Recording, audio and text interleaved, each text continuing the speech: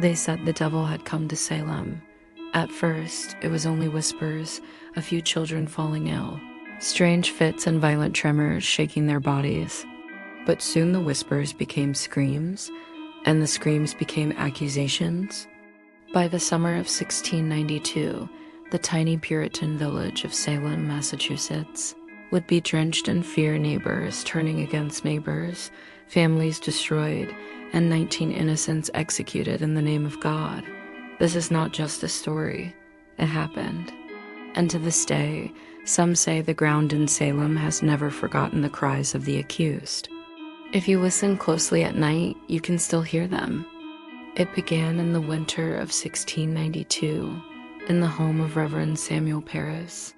His niece Abigail Williams and his daughter Betty, both young girls, had started acting strange. Betty would scream in the night, her body twisting unnaturally, her eyes rolling back in her head. Abigail spoke in voices not her own, muttering words no one in Salem could understand.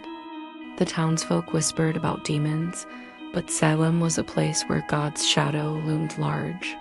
For Puritans, the devil was not a metaphor, it was a daily threat. And if Satan had chosen their village, there could only be one explanation: witchcraft. A local doctor was called, but he could not explain the girls' fits. His diagnosis was simple, terrifying, and final: the evil hand is upon them. From that moment, fear spread like fire in dry grass. The children were questioned who had cursed them, who had sent the devil into their bodies. Abigail and Betty named names: Sarah Good, a destitute beggar; Sarah Osborne, an old woman who rarely went to church; and Tituba, Reverend Parris's enslaved woman from the West Indies. When the 3 women were dragged into questioning, the courtroom was packed. The air smelled of sweat and candle wax, and every creak of the wooden floor echoed like thunder. Sarah Good denied everything, swearing she had never spoken to the devil. Sarah Osborne, frail and sickly, could barely lift her head, but whispered that she was innocent. But Tituba confessed. She told the villagers she had seen black dogs, red cats, strange birds, and shadowy figures. She said there were more witches in Salem, that the devil's book had been signed by many hands. Her words were like blood in the water. The frenzy had begun. Children fell into violent convulsions, crying out that witches were tormenting them. They claimed to see specters, ghostly doubles of the accused, pinching, choking, and clawing them in plain sight. To the judges, it was proof enough. Invisible evidence was still evidence. Soon, no one in Salem was safe. Imagine it, a knock at your door at midnight, the sheriff and his men dragging you into the cold. Your neighbor's eyes on you, some wide with pity, others burning with satisfaction. You protest, but your words don't matter because a child has already screamed your name in court. And once accused, few ever left Salem Village the same. The jail was a pit of misery. Prisoners chained in the dark, shivering through the New England frost, the stench of rot and filth clinging to the air. Families bankrupted, forced to pay for their own imprisonment, even their shackles. But the trials were worse. Spectral evidence visions only the afflicted could see was taken as truth. If a girl shrieked and clutched her throat, pointing at you, the judges believed you had sent your spirit to strangle her. If she fell to the floor and convulsed, you were guilty before you spoke a word. And so, the noose began its work. Bridget Bishop, a woman known for wearing bright clothes and laughing too freely, was the first to hang. On a June morning, she was led to Gallows Hill. Her hands bound, her head held high, she declared she was innocent. But the rope snapped tight and her body swung in the summer wind. The crowd watched in silence. Some prayed, others smiled. And still, the children screamed of witches. By July, 5 more had followed Bridget Bishop to the gallows. Men and women, old and young, all swearing innocence of the last breath. The devil's hand, the judges said, was strong in Salem. But the truth, the real horror, was that it wasn't the devil at all. it was the people. Neighbors who once shared meals, who once prayed side by side, now watched each other with suspicion. The trials turned brother against sister, husband against wife, even children against their own parents.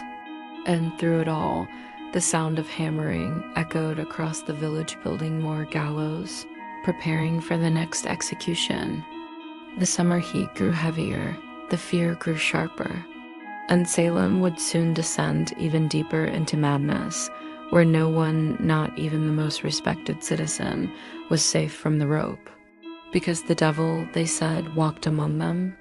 But in truth, the devil wore the face of Salem itself. By midsummer, Salem was no longer just a village, it was a stage for fear.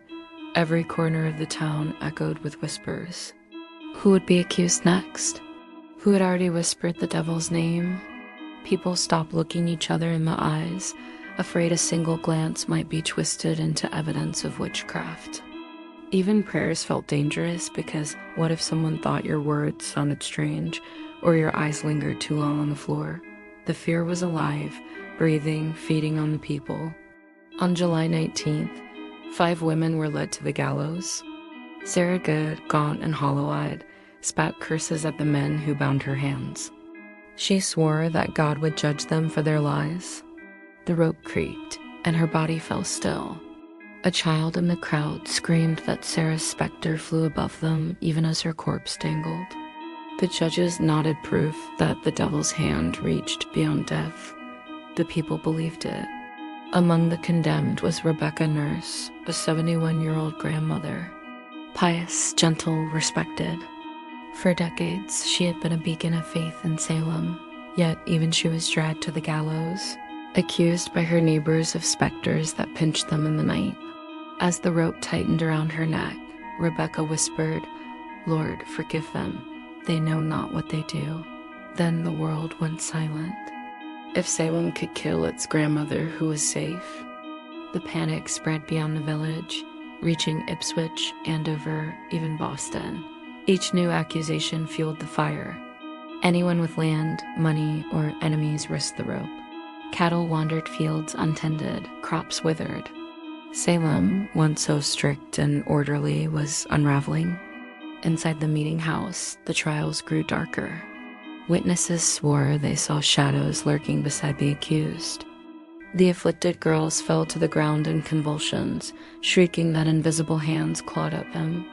Judges leaned forward, their faces pale, their voices stern. Confess, and you may be spared. Deny, and you hang. Confession became the only shield, but it was no mercy, it was poison. Those who confessed were not free. They were forced to name others, to drag more innocents into the nightmare. To save themselves, they betrayed their neighbors. Salem's heart was rotting from within. The jails overflowed. Chains clinked in the night as prisoners prayed in whispers, their breath fogging in the cold air. Rats crawled through the straw where children slept beside their accused parents. The moans of the sick mixed with the sobs of the innocent. One night, as a storm lashed against the prison walls, George Burroughs, a former minister, whispered a prayer. He had been accused by his own congregation men and women he had once guided to the Lord. They claimed he was the devil's servant, that he could lift heavy objects beyond mortal strength, that he whispered dark incantations under the cover of night. When his trial came, Burroughs stunned the court. Standing before the judges, he recited the Lord's prayer word perfectly. Everyone knew that witches, bound to Satan, could not speak those holy words. The crowd murmured. For a moment, doubt flickered like a candle flame. But then one of the afflicted girls shrieked, collapsing in convulsions, claiming Burroughs' spirit choked her. The candle was snuffed out. The court declared him guilty. On August 19th, he was marched to Gallows Hill alongside 4 others. As the rope was fitted around his neck, Burroughs raised his voice one last time, reciting the Lord's Prayer for all to hear. Tears streamed down faces in the crowd. Some believed he was innocent. But when the trap was pulled and his body swung lifeless, the doubt was drowned beneath the roar of fear. the executions continued. By September, Salem's fields stood untended, its children hungry, its homes empty. The town was no longer living, it was bleeding. Yet the hysteria did not slow. In Andover, more than 50 people were accused in a single day. The courtrooms echoed with screams, gasps, and the banging of the judges' gavels.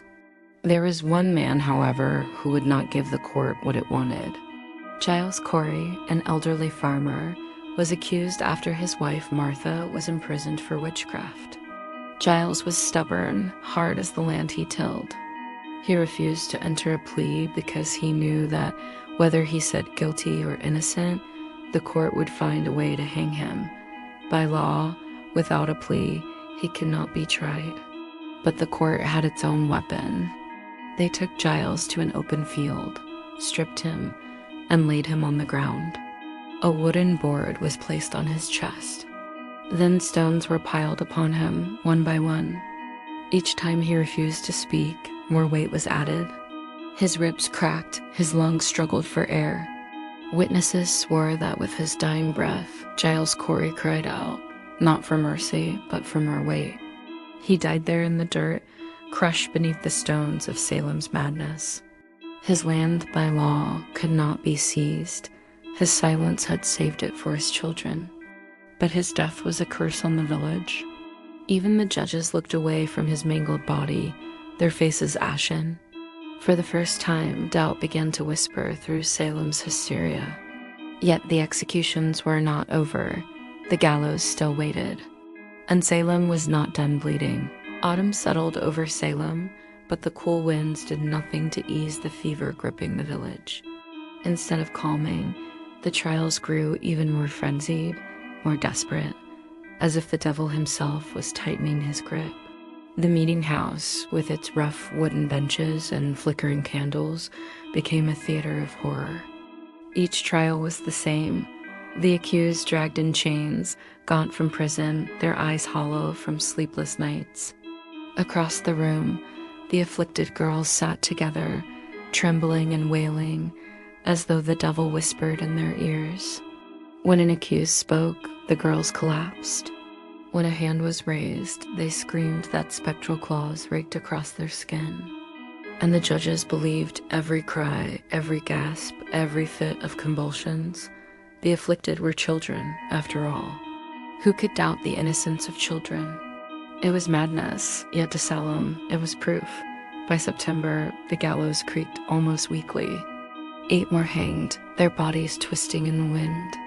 Husbands wept for wives, children for parents. But tears could not soften the judges' hearts. To them, these were not men and women. They were Satan's soldiers, caught in the active war against God. But whispers of doubt were growing louder. Merchants in Boston shook their heads at the tales of spectral evidence. Ministers from neighboring towns began to write letters, urging caution. Even Governor William Phipps, once a supporter of the trials, returned from war to find his colony drowning in blood and fear. Yet in Salem itself, the hysteria raged on. One of the most terrifying accusations came against Martha Carrier, a woman of sharp tongue and strong will. Her neighbors feared her temper, and when she was accused of witchcraft, few dared to defend her. During her trial, the afflicted shrieked that she flew above them, a black figure with wings like a bat. They claimed she had signed the devil's book in blood. Cotton Mather, a famed Puritan minister, called her the Queen of Hell. She went to the gallows defiant, declaring, "It is a shameful thing that you should listen to these children who are out of their wits." But her words were lost beneath the tightening rope. The devil, it seemed, demanded more. Salem's prisons were so crowded that children cried in the dark, chained beside their mothers. Infants wailed as their mothers nursed them through iron bars. Families sold their land and livestock to pay for food, straw, or even the shackles that bound their kin. And still, the girls cried out. Mary Easty, a quiet and respected woman, was accused after her sister Rebecca Nurse had already been executed. She was no rebel, no outcast, no sinner in the eyes of the church. She prayed, she fasted, she cared for her family. But when she walked into court, the afflicted shrieked as though the devil himself had entered. In her final petition to the judges, Mary begged them not for her own life, but for justice. I am innocent, and God knows it. I petition to your honors, not for my own life, for I know I must die, but that no more innocent blood be shed. Her words should have pierced their hearts. But fear is stronger than reason. She, too, was hanged. The image of Mary Eastie's body swaying in the September sun haunted Salem. Some in the crowd wept openly. For the first time, a sense of dread settled in not the dread of witches, but the dread of what they themselves had become. But the judges pressed on, unwilling to admit fault. They saw themselves as God's soldiers, purging his colony of Satan's servants. Then came the strangest moment of all, when the accusations reached high enough to touch the very people who had lit the fire. In October, the afflicted turned their accusations on Lady Mary Phipps, the governor's own wife. The whispers spread fast. If the governor's household could be accused, no one was untouchable. Governor Phipps, suddenly staring into the abyss, acted at last. He dissolved the special court that had fueled the hysteria. Spectral evidence would no longer be accepted. Without it, the accusations crumbled, but the damage was done. 19 men and women hanged from the gallows. One crushed to death beneath stones. Dozens rotted in prison, their lives shattered. Families destroyed, fields abandoned, reputations stained forever. And still Salem was not free of its demons, because even as the trials slowed, the people whispered of strange sights. Lanterns flickering in empty windows. Shadows moving across Gallows Hill when no living thing stood there. Groans echoing through the jail at night, long after the prisoners had gone. Some swore they saw Rebecca Nurse's ghost, her wrinkled hands still folded in prayer, drifting silently through the woods. Others claimed the spirit of Giles Corey stalked the village, his crushed body forever searching for vengeance. The executions had ended, but Salem's curse had only begun. And as autumn turned to winter, the people were left with a terrible question, one they could not bury with the dead. Had they truly fought the devil, or had they become him? By late October of 1692, the nightmare that had consumed Salem was finally breaking apart. The court was dissolved, spectral evidence dismissed, and the remaining trials halted. The governor himself had declared enough too much blood had been spilled, but Salem was no longer the same village. The gallows stood empty, yet the ground beneath Gallows Hill seemed restless. People claimed the earth groaned after rain, as though the voices of the hanged whispered from beneath the soil.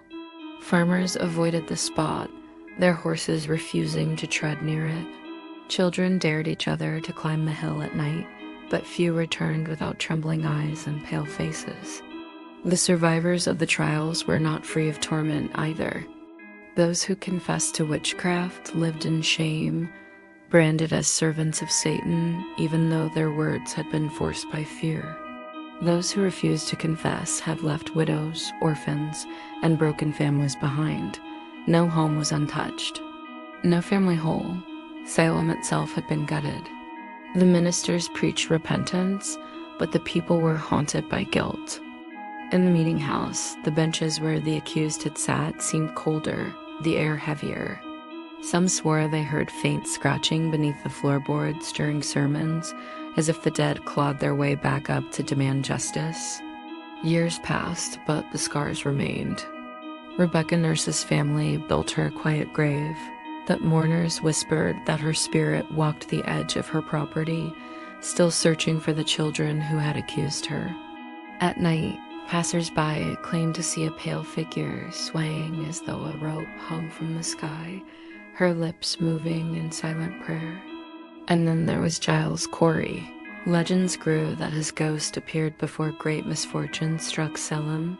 His crushed body, bent and broken, was said to limp through the fields at dusk, his hollow eyes fixed on the town.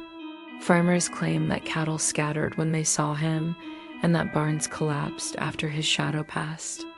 Even years later, during the Great Fire of Salem in 1914, some swore that Corey's ghost had been seen wandering the streets days before the flames consumed the town. The curse of Salem had not ended with the trials, it lingered, a stain on the land itself. The courts would later admit their error. Judges confessed to wrongfully condemning the innocent.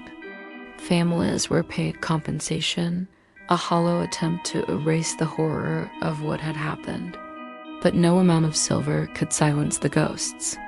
Because the true terror of Salem was never just the gallows, or the stones, or the convulsions of the children. The true terror was the people themselves. Ordinary men and women neighbors, friends, family had chosen fear over reason, suspicion over compassion. They had listened to the screams of children and called it evidence. They had killed their own in the name of God, and that truth is harder to bury than any corpse. Even now, centuries later, Salem is a town built on shadows. Tourists walk its streets, drawn by the legend of witches, buying trinkets and postcards. But when the crowds leave and night settles in, the streets are eerily quiet. Locals avoid certain corners, certain fields, certain houses where the past feels too close. They say if you stand on Gallows Hill on a cold October night, you can still hear the ropes creaking in the wind. You can still hear the prayers of George Burroughs, his voice echoing in the dark. You can still hear Sarah Good's curse spitting from her lips as the trap fell. And if you are very unlucky, you may hear a whisper not carried by the wind, but spoken directly into your ear. A voice asking why you came. A voice reminding you that Salem never forgets, because Salem's dead were never truly buried. They linger in the soil, in the trees, in the broken stones of the old foundations. Their anger, their grief, their betrayals still seep into the ground, rising when the nights grow long and the air turns cold. And every October, when the leaves fall red as blood and the sky darkens early, Salem remembers. The trials are long over. The judges are dust, the gallows rotted away. But the curse remains. The curse of fear. The curse of neighbors turning on neighbors, of children pointing with trembling fingers, of innocence crushed beneath stone and rope. It is not just history, it is a warning. Because what happened in Salem was not the work of witches. It was the work of people, and people have not changed.